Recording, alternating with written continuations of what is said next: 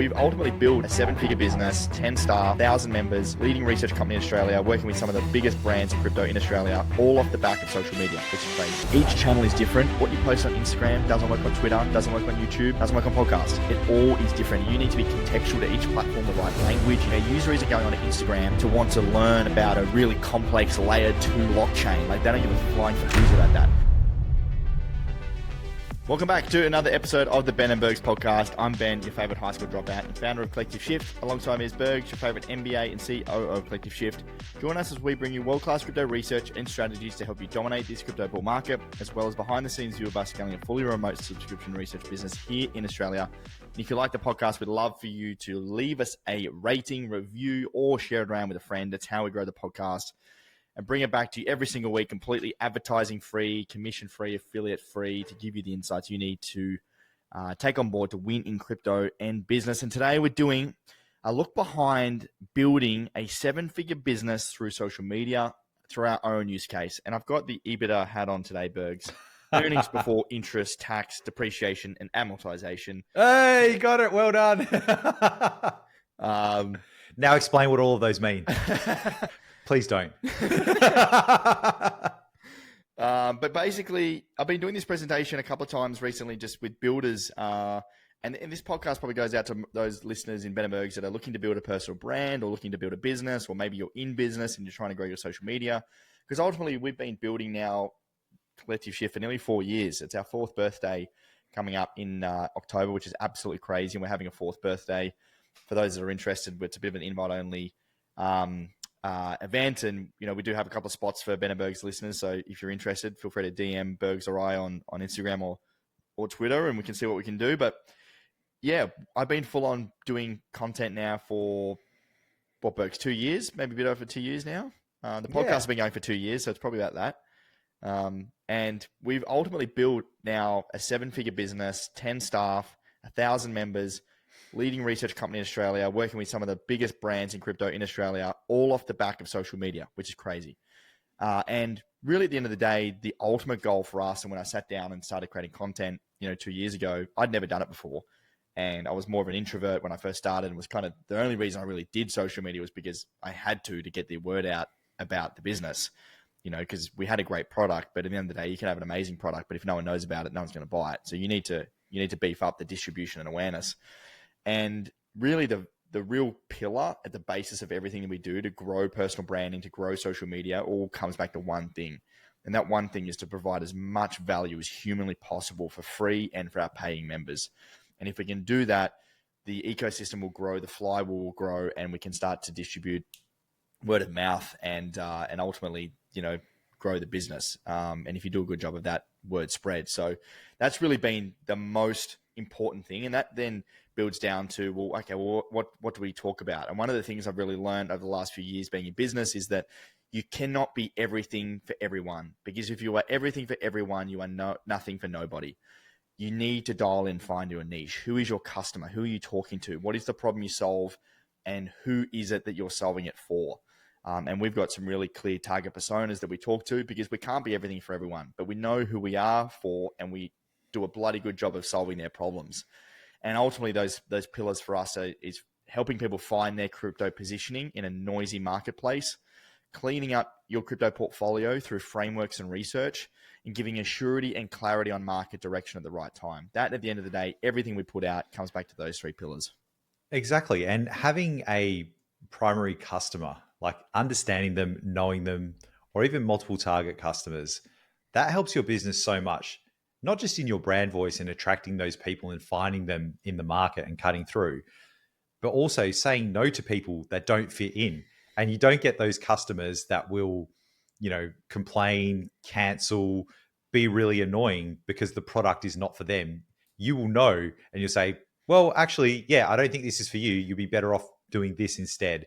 That's actually saved us a lot of time and money in the business. Yeah, spot on, Bergs. Spot on. And I think when I first started out, it took me over a year to get any sort of traction on Instagram. I was putting out reels out nearly every day, and just none of them were getting past 1,000 views, 2,000 views, 800 views. They just were dead. And it was just consistently posting across platforms for 12 months that I started to get traction. And it was one video that I did about the Bitcoin halving event that's now up to 1.3, 1.4 million views on Instagram. And after that moment, everything changed. And that was just down to consistency and perseverance. And I remember sitting down with you, Bergs, going, what the fuck am I doing? Because this is just an absolute bloodbath in terms of trying to like get any results. I'm putting hours and hours and hours. Like I probably spend 15 to 20 hours a week on content and we're getting absolutely zero results. But after getting that consistency and breaking through, talking to the persona, delivering value, not being everything for everyone, being consistent, providing value, we started to get results. And that's where we started to double down. We've started to really invest heavily into content. We're now spending somewhere in the range of 50, 60, $70,000 a month, maybe more on content specifically. And it is the backbone of our business. Mate, you came to me for the strategy and then it was up only from there. I don't know, boys and girls. You gave me a strategy, had to throw it out, started again. Mate, so you did put, I remember like our first conversation when we're like, okay, you know, the things we're doing aren't working. How do we create a point of difference? How do customers find us? And one of the options was going heavy in social media and building up our brand.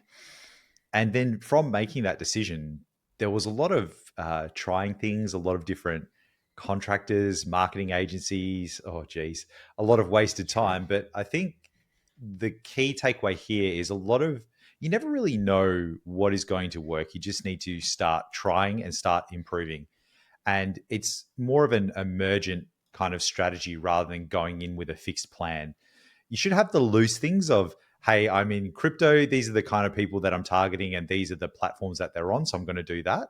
But then you start to get feedback and data, and you start to modify what you put out there and your process over time. And that is really, really powerful. That's a really good point. You know, we spent a lot of time testing and getting data and trying to figure out what worked and what didn't. Because the reality is, there's no framework to this sort of stuff. Like people sell you courses, people sell you all the frameworks, just like they do crypto. All the experts, they know exactly what to do. You pay them a bunch of money and they deliver absolutely fucking nothing. You know, same with most gurus out there. And we went down that path, did the courses, did the agencies, we did it all in Bergs, and it was just a huge waste of time. And ultimately, what I bring it down to is having spent a lot of time in each individual platform. You need to understand the platform. Each channel is different. What you post on Instagram doesn't work on Twitter, doesn't work on YouTube, doesn't work on podcast. It all is different. You need to be contextual to each platform, the right language. You need to know who's consuming. Like a user isn't going on to Instagram to want to learn about some like, you know, really complex layer two, you know, blockchain. Like they don't give a flying for who's about that. They might on podcasts and YouTube. What they're going to Instagram for is maybe more entertainment. You know, maybe they want some shorter, sharper reels, more like, you know, exciting stuff where they can share it with their friends. TikTok even more so, way more entertainment, right? People are moving in and scrolling within the first half a second. YouTube and podcasts, on the other hand, long form content, interviews, insights, deeper analysis. You know, email and newsletter different again. Like every single channel is completely different. LinkedIn, it's more business related. Like every channel is different, and you've got to spend a lot of time figuring out each channel before you can really scale it. Exactly right. And we kind of, when you're in that iterative process and you're getting feedback, you're getting views, you're getting data, for us, they were vanity metrics because we could have 10 million views, but that's not the outcome we want. The outcome we wanted was to have more customers. Yeah.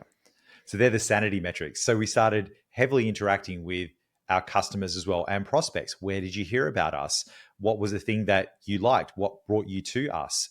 And then iterating on that and seeing a conversion cycle, even, you know, surveys, interviews, all those kind of things to really get a good idea of where we place our effort to actually attract those customers, get them into the business. And we've now found, Ben, even and customers come in many different forms. You could even look at staff as your customer, like new staff and hiring, and even them coming in like they've heard about us, they've listened to this podcast, they've looked at your social media and everything that you say and the content that's provided and the platforms that you're on. And when they actually get on a call with you, whether it's an interview to be an employee or a sales call for a prospect, all of that then lines up. Like there's no bullshit in there. There's no disconnect. You're not farmed off to another person.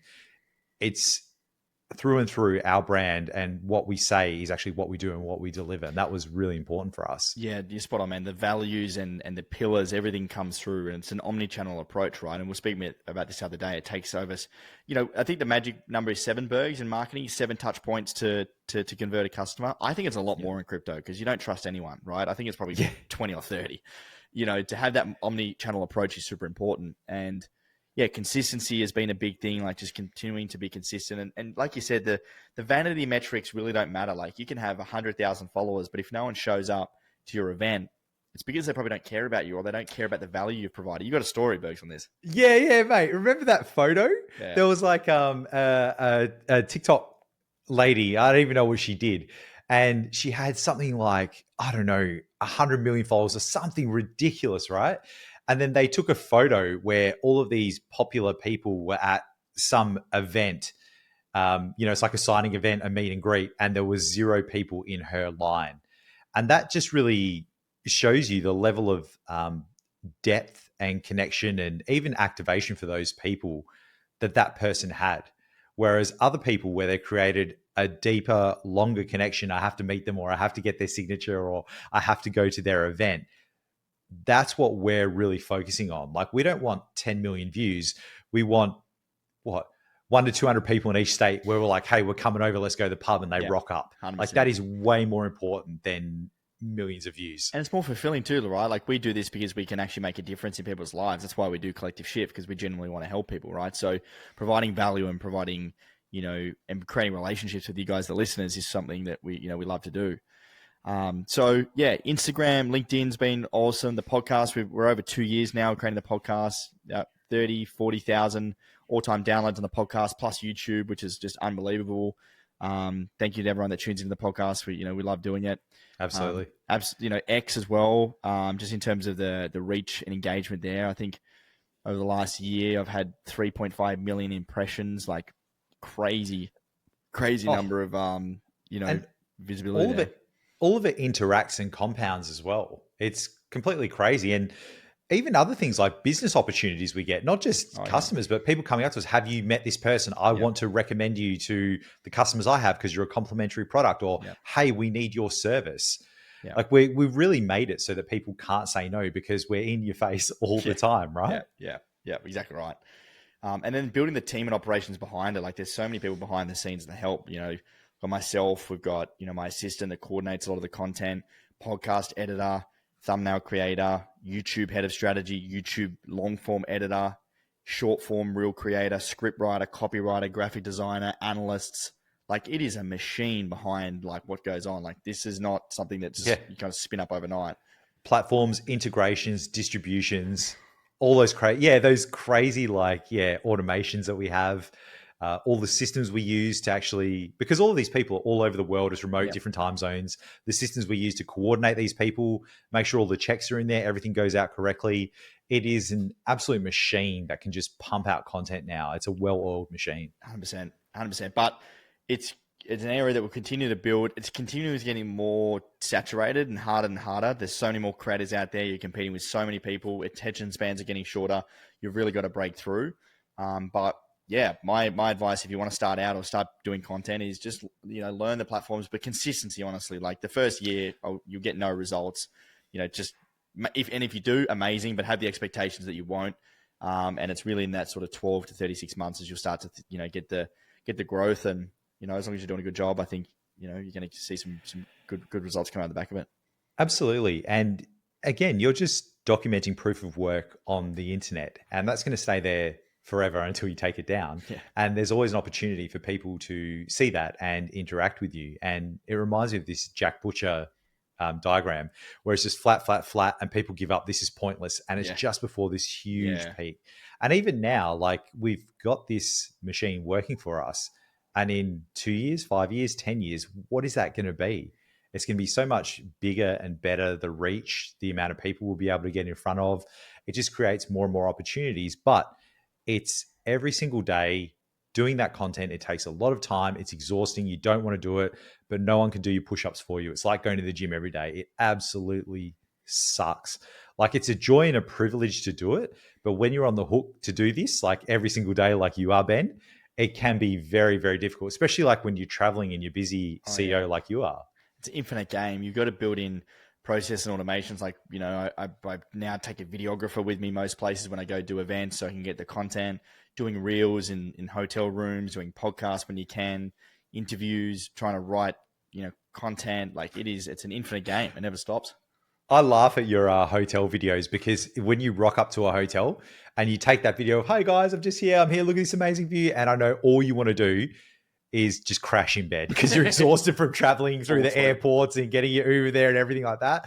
But you still put that ahead, you do that video, and then you crash And out, then crash wake and up then and have a steak. wake up and remember that I lost my wallet somewhere or don't know where I am or where I'm going or like Exactly. It's really, really difficult. But again, with a lot of things in life, consistency and just staying in the game is key. And you 100%. will outlive and outperform your competitors. And if you want to be in the 1%, the 1% of results or 10% of results, you've got to kind of do what the 10% aren't doing or the 90% aren't doing. Sorry, more to the point. And that's the way I think about it. Like if you want to get, if you want to get results that most people don't, you've got to do what most people aren't doing. Yeah. And they're not willing to do. You have to do that. Yeah. And Yeah. then you can do the things that they can't. Amazing. Love it. Righto, guys. Thank you so much for listening. Hopefully you found that valuable. If you like this episode, we'd love for you to share it with a friend. As I mentioned at the start, we do not do advertising. There's no paid promotion. There's no affiliates. There's no nonsense on this podcast. We just bring this to you completely free and mean the world to us if you could share it around. That's how we grow the podcast. And we thank you so much for listening in, and we'll see you on the next episode. Thanks, champions.